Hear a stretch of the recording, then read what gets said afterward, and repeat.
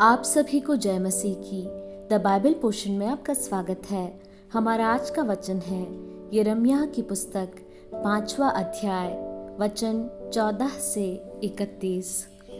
इस कारण सेनाओं का परमेश्वर यहोवा यूं कहता है, ये लोग जो ऐसा कहते हैं, इसलिए देख मैं अपना वचन तेरे मुंह में आग और इस प्रजा को काठ बनाऊंगा और वह उनको भस्म करेगी। यहोवा की यह वाणी है, हे इस्राएल के घराने, देख मैं तुम्हारे विरुद्ध दूर से ऐसी जाति को चढ़ा लाऊंगा जो सामर्थी और प्राचीन है।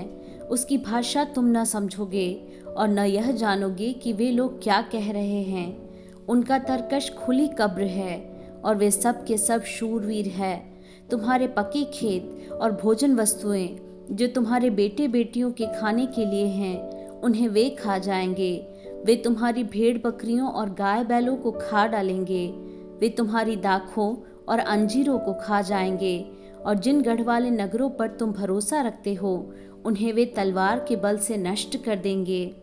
तो भी यहोवा की यह वाणी है, उन दिनों में भी मैं तुम्हारा अंत न कर डालूंगा। जब तुम पूछोगे, हमारे परमेश्वर यहोवा ने हमसे ये सब काम किस लिए किए हैं, तब तुम उनसे कहना, जिस प्रकार से तुमने मुझको त्याग कर अपने देश में दूसरे देवताओं की सेवा की है, उसी प्रकार से तुमको पराये देश में परदेशियों की सेवा करनी पड़ेगी। याकूब के घराने में यह प्रचार करो और यहूदा में यह सुनाओ, हे मूर्ख और निर्बुद्धि लोगों, तुम जो आंखें रहते हुए नहीं देखते, जो कान रहते हुए नहीं सुनते, यह सुनो। यहोवा की यह वाणी है, क्या तुम लोग मेरा भय नहीं मानते?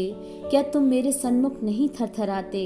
मैंने बालू को समुद्र की सीमा ठहराकर युग युग का ऐसा बांध ठहराया कि वह उसे पार न कर सके, और चाहे उसकी लहरें भी उठें तो भी वे प्रबल न हो सके, या जब वे गरजें तो भी वे उसको न पार कर सके। पर इस प्रजा का हठीला और बलवा करने वाला मन है। इन्होंने बलवा किया और दूर हो गए हैं। वे मन में इतना भी नहीं सोचते कि हमारा परमेश्वर यहोवा तो बरसात के आरंभ और अंत दोनों समयों का जल समय पर बरसाता है और कटनी के नियत सप्ताहों को हमारे लिए रखता है, इसलिए हम उसका भय माने। परंतु तुम्हारे अधर्म के कामों ही के कारण वे रुक गए और तुम्हारे पापों ही के कारण तुम्हारी भलाई नहीं होती।